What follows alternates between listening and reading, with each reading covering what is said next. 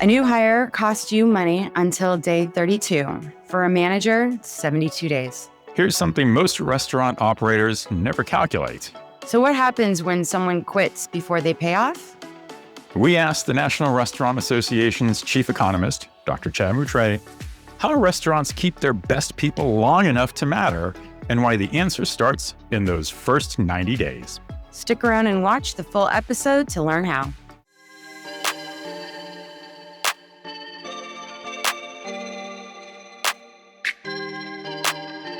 Welcome back to Season 2 of the Data Blades podcast, part of the Retail Razor Podcast Network, where we cut through the noise and get to the numbers that move your business forward. I'm Ricardo Belmar. And I'm Casey Golden. Welcome to episode 11, part 2 of our 3-part hiring and staffing mini-series. If you caught episode 1, you know the labor market's shifting, and an empty shift gets expensive fast. So today we flip it. Once you've got great people, how do you keep them? Back with us today is Dr. Chad Moutray, Chief Economist and Senior Vice President of Industry Research and Knowledge at the National Restaurant Association. This episode is all about engagement and retention, and a number that surprised us and will almost certainly surprise all of you in our audience: how long a new hire actually takes to pay off. So before we bring Chad in, a quick word about the folks who make this show and the Retail Razor Podcast Network possible. Retail Club. Join 2,000 retail leaders at the Retail Club AI Festival, September 22nd to 24th in Huntington Beach, where you'll dive deep into how AI is reshaping retail while soaking up the sun at a fully outdoor beachside venue. Decision makers from retailers and brands can attend with free tickets and up to $1,250 in travel reimbursement. Head to retailclub.com/retail-razor-podcast to learn more. Casey and I will be there for the best conversations on how AI impacts your customer experience and every operational part of your business. I hope you'll join us. And if you're getting value from this series, do us a quick favor, like, subscribe, and drop us a 5-star rating and review on YouTube, Apple Podcasts, Spotify, and Good Pods. It only takes a fraction of a second, and it helps more operators find the show.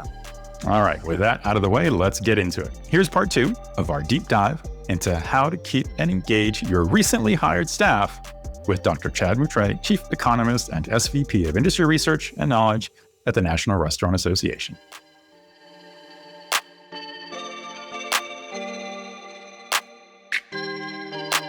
Chad Moutray, welcome back to the Data Blades podcast. We're thrilled to have you back with us today for the second in our 3-part series on hiring and staffing in restaurants based on your recent Research Insight report, Hiring and Staffing, How Onboarding, Managers, and Technology Drive Restaurant ROI. Today, we're tackling an important challenge for restaurant operators, keeping your employees engaged and retaining them. Because once you get them, the cost of turning them over is too high. And you really want to keep them. Maybe not for a 20-year career, but they gotta last a week. So, Chad, last episode, you gave us the rundown on your role at the National Restaurant Association as Chief Economist and Head of Industry Research. So rather than ask you a repeat of everything we've already covered, why don't we just dive into today's topic? Yeah, that works. The report introduces this idea of a new hire becoming net positive. What does a new hire becoming net positive mean? Can you walk us through why it matters to the bottom line, and how do we do that? Well, think of all that it takes when you're hiring a new employee, right?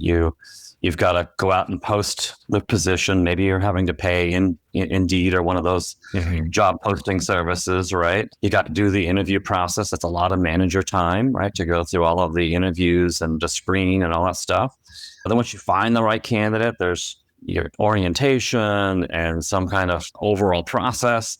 And there's training, right? And that can vary from company to company, right? Maybe there's a lot of mentoring you're doing with other employees, or doing some type of training in general where maybe they're learning different stations. But you're not, on day one, you're not adding to the bottom line. Yeah, that's really what this net positive comment means, right? You put a lot of dollars into that overall process. And so at what point does that new employee start having that marginal dollar adding to the bottom line? Right? At what point do they start becoming productive, right? And the thinking there is, if you lose someone before that point, they were a quote unquote bad hire, right? You lost money on them. Yeah. Right? Yeah. So when do you start actually making money on that hire, right? And that's really this understanding or thinking that we want to make sure we at least get them to that point. I used to call this the magic number, right? When is it that someone starts, if you know they're going to be golden, right? They're going to stick around, but also when are they adding to the bottom line? I think that's really what we mean by net positive. So the report suggests an hourly hits net positive at 31.8 days. Yeah. Managers at 72.2 days. That's not bad. And I heard that, again, we did a lot. We married for this survey. We married a lot of survey data with with interviews, right? And I heard that pretty consistently. It obviously varied, but roughly a month. And I would even call that the magic number as well. If you can make it around a month, you're probably going to stick around, right? And so that's a nice sweet spot. Maybe it's 2 weeks, maybe it's a month, but that's really what I heard from a lot of operators. For managers, though, it takes a lot more time, right? You've got to make sure you're doing a lot of investment, varying from operator to operator. Some of them really fly them out to work with another manager for a while, or it depends on whether they're coming internal or external. But really, it's more, I heard 2 to 3 months, right? And that's really what that average can suggest. Sometimes it's even longer than that. Yeah. But again, so that means if a manager leaves you, what happens then? 30 days, you've lost money on them. You've got to go out and hire another manager. That's starts the whole process all over again, right? And I think that's really what we're getting to with this notion. Yeah. And I imagine with that investment, if your average is taking you 2 months to get that payback from hiring a new manager, if you lose them before that, even after a month, then that's got to be a much kind of harsher pain to have to recover from than just having lost one of your regular staff members after a couple of weeks. And you have to remember the importance of a manager in general, right? A manager is key, right? If you're thinking about restaurants that are really humming along, they're hitting everything out of the park, right? It's really a strong manager that's in that lead, right? Yeah. And the employees follow them, right? Yeah. If you have a really weak manager and you've hired the wrong manager, that can have larger implications for even your hourly employees that are saying, okay, I'm out. This is not working for me, right? And so I think that also speaks to, on the manager side, that you could have some larger domino effects, I think, from some of your other staffs as well. Yeah. Somebody only lasting 2 or 3 weeks, be hard pressed to quit on a great manager. Yeah. And I'd say that's a critical point. Yeah. And if you have a good manager, one thing that came out, people follow them, right? So in many of these restaurants, maybe you're seeing down the road, that particular restaurant store is having problems. So they'll move the manager over there. So then if I work for that person, I want to follow them. Right. You got to follow. You have really good managers have a huge follow. So that's the other part of that. Yeah. Yeah. What are you finding is the average tenure for a manager versus your standard hourly employee? Managers typically stick around for at least 1 or 2 years, right? I think that was the typical that I often heard. Sometimes even longer than that, to your 20-year comments that you made earlier, right? But largely they're sticking around a few years. I think that's the key, right? Yeah, be a bartender at the airport. Yeah. They're raking it in. When all they need is a couple delayed flights. The report flags the first 30 to 90 days as the highest turnover risk window.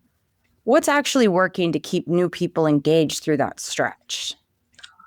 The key here, and this is true of all retention, so this is not necessarily even restaurant specific. You've got to have a great manager.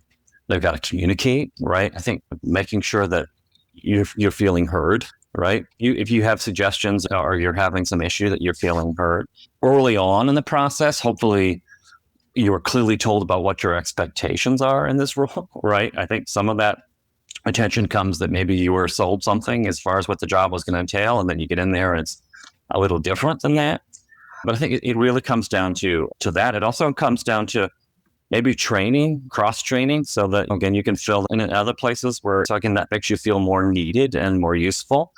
So I think a lot of it comes down to just what you would think of as retention strategies for anything. I used to be chief economist at the National Association of Manufacturers, and very similar kind of storylines came out when you think about retention and how you can improve retention. It all comes down to some of those really basics.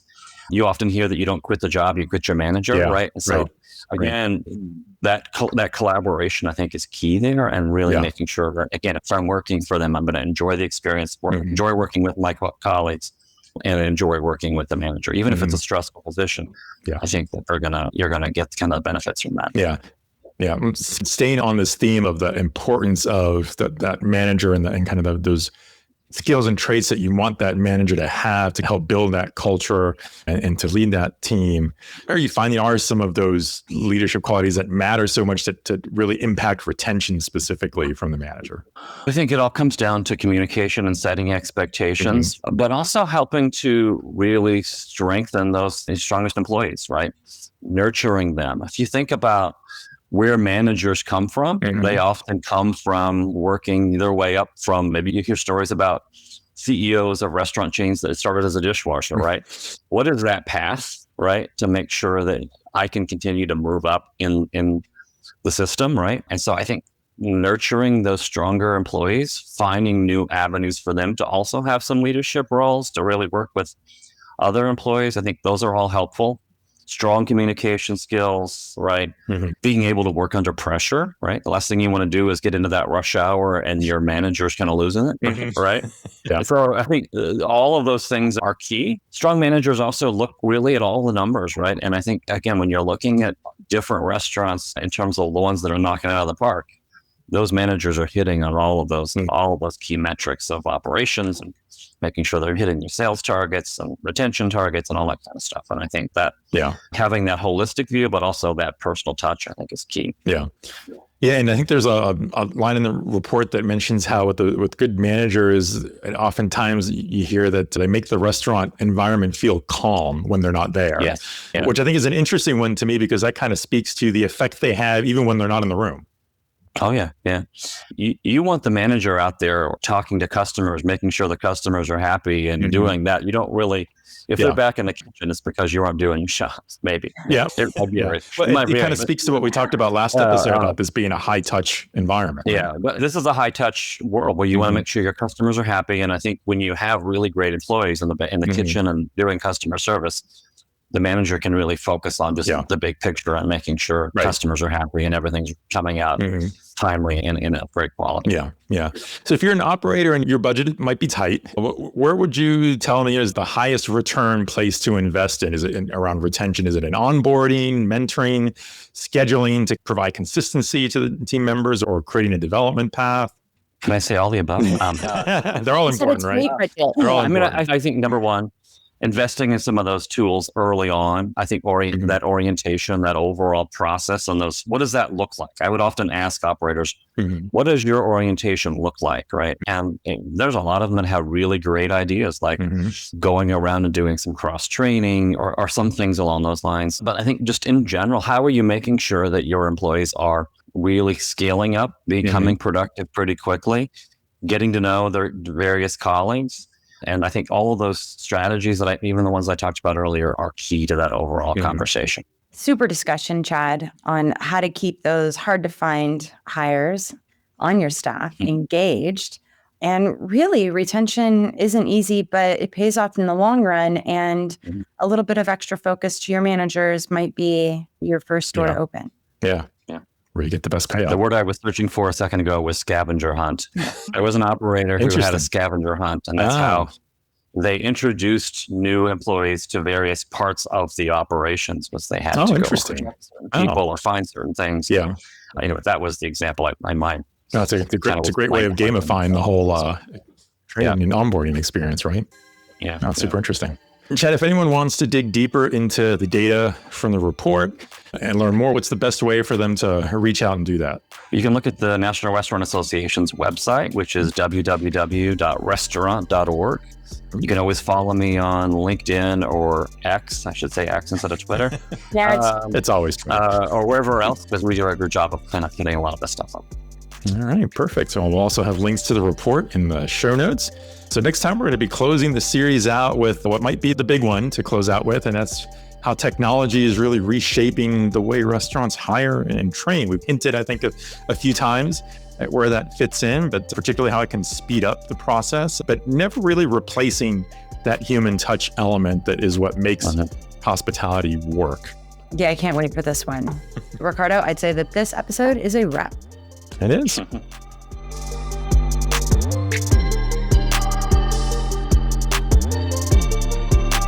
Love this episode? Drop us a 5-star rating and review on Apple Podcasts, Spotify, or Good Pods.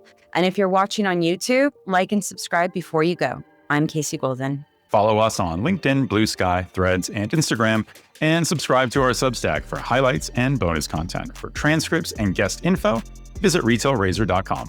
I'm Ricardo Belmar. Thanks for joining us on the Retail Razor Data Blades, part of the Retail Razor Podcast Network. Until next time, stay sharp, be data-driven, and harness AI. This is the Retail Razor Data Blades.